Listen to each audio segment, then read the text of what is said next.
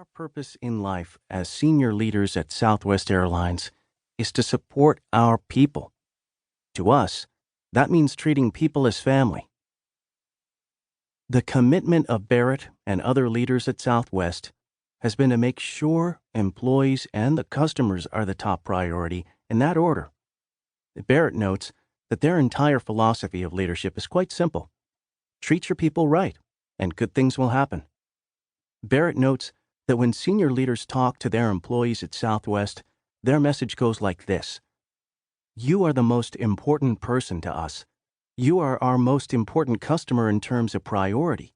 Therefore, we're going to spend 80% of our time treating you with golden rule behavior and trying to make sure that you have an enjoyable work environment where you feel good about what you do, about yourself, and about your position in the company. But if we do that, what we want in exchange is for you to do the same thing by offering our passengers, who are our second customer in terms of priority, that same kind of warmth, caring, and fun spirit."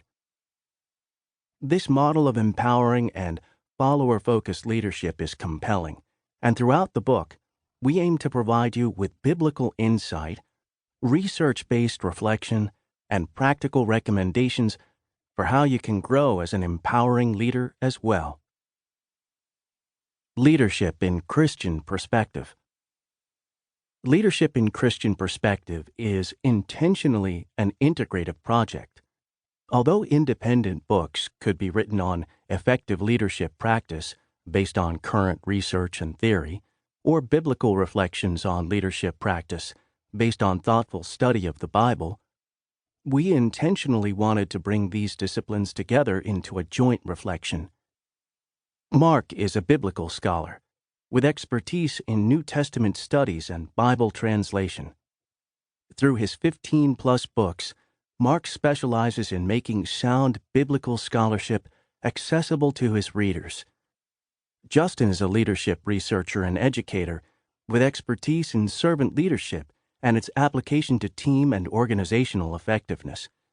Justin has a passion for bringing sound research-based reflections on leadership to leaders in diverse sectors. Though we could have simply engaged the topic of leadership from our respective disciplines, we desire to bring our disciplines together in this integrative project. Because of this, throughout the book, we examine effective leadership practices in light of three primary areas of reflection. 1. Biblical and theological perspectives. 2. Theory and research-based perspectives. And 3. Historic and contemporary examples and perspectives.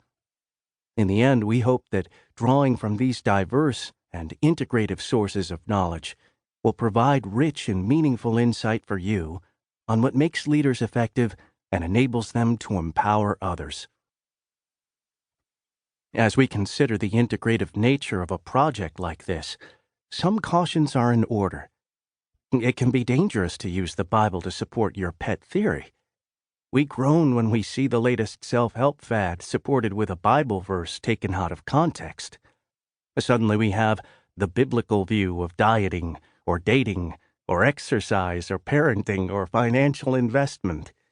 This book is about leadership, but we need to say right up front that the Bible is not a handbook on leadership. The Bible is a record of God's dealings with human beings, the story of their creation, their fall, and their redemption through the coming of Jesus the Savior. It is an invitation to find our place in the story and to come into a relationship with our Creator God. So the Bible is not, first and foremost, a guide to leadership, nor is every leader, whether in Israel or in the early church, a model to be imitated. There are some terrible examples of leaders and terrible models of leadership found in the Bible. We must also recognize that examples of leadership found in the Bible are deeply embedded in culture, and so are not necessarily always God's way to lead. For example, much of the Bible is set in highly authoritarian and hierarchical cultural contexts, where kings, emperors, governors, fathers, and husbands exercised absolute authority and dominance over their subjects.